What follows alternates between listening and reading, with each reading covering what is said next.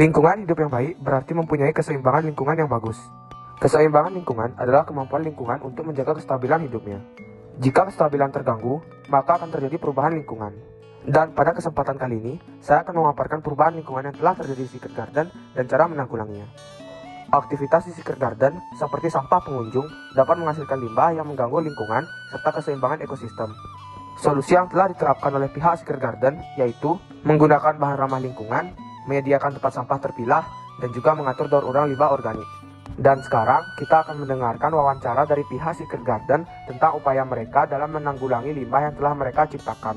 Jadi untuk limbah produksi atau pabrik itu kita lebih hati-hati banget. Jadi nanti ada penampungan khusus, dan kalau untuk nanti pembuangannya atau setelah sudah di filter lagi, itu nanti ada pembuangan khusus dan nanti akan ada vendor yang akan datang untuk mengambil limbah tersebut. Dan untuk vendor tersebut tidak dari Bali, dikarenakan untuk di Bali untuk saat ini masih belum ada pengolahan limbah untuk pabrik yang benar-benar sudah proper gitu. Jadi masih kita ambil dari luar, jadi dari luar Bali. Jadi vendor nanti akan datang ke sini setiap berkala, biasanya dalam 2 minggu sekali atau sebulan sekali itu sudah ditampung untuk limbahnya, kemudian nanti akan diangkut seperti itu. Dalam menanggulangi limbah cair, pihak Secret Garden telah menerapkan sistem penanganan limbah cair domestik dan juga industri terpusat dengan menggunakan cubluk, yang dimana limbah akan ditampung selama beberapa periode sampai ada kontainer yang membawa limbahnya ke IPAL. IPAL adalah instalasi pengolahan air limbah yang mengolah limbah air yang diciptakan oleh suatu industri.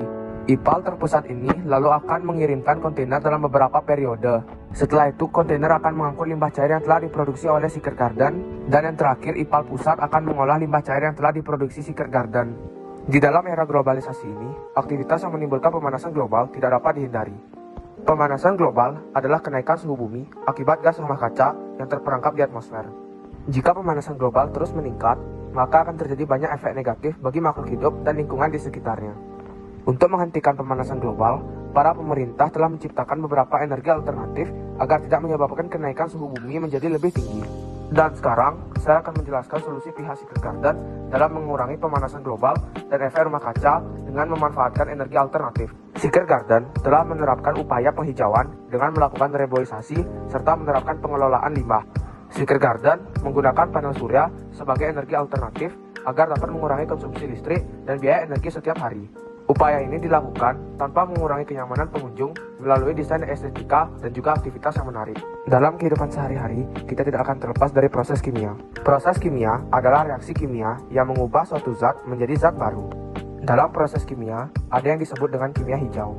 Pada tahun 1998, John C. Warner membuat 12 prinsip kimia hijau. Dan kali ini, saya akan memaparkan beberapa prinsip dari 12 prinsip kimia hijau yang telah diterapkan oleh pihak Secret Garden. Secret Garden telah menerapkan beberapa prinsip kimia hijau seperti mendesain bahan kimia yang aman, yang dimana mereka memilih bahan yang alami dan terbarukan agar dapat menciptakan produk yang terbaik, serta mereka menghindari bahan kimia yang berbahaya agar tidak menimbulkan efek negatif berkepanjangan bagi konsumen, yang dimana bahan yang telah digunakan sudah diuji kualitasnya serta keamanannya sehingga dapat digunakan oleh konsumen dalam jangka waktu yang panjang.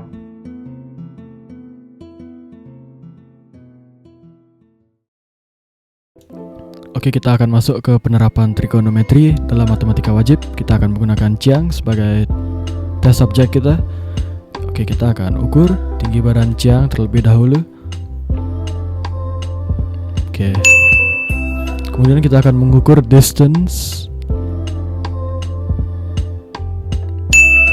Oke. Kita akan masuk ke app Clinometer untuk mendapatkan sudutnya. Beginilah ilustrasi penggunaannya.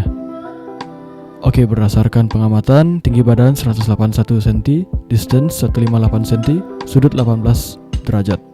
Sekarang kita akan melakukan penyelesaiannya, di mana kita akan menggunakan rumus tan sudut sama dengan op bagi adjacent. Tan 18 itu 0,33, kemudian 158 kita pindah ruas ke kiri, didapatkan hasil op sama dengan 52,14. Sekarang mencari tinggi objeknya, kita tinggal tambahkan tinggi badan Chiang dengan hasil op tadi, yaitu hasilnya 233,14. Ini adalah hasil pengukuran kita, tinggi objeknya. Untuk memastikan saja, hasil 233 sudah sama dengan cara penyelesaian yang tadi.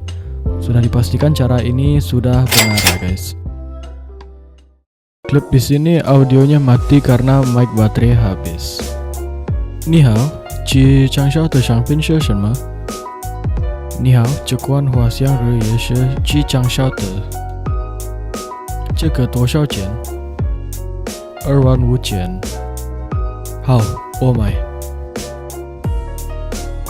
好的，谢谢。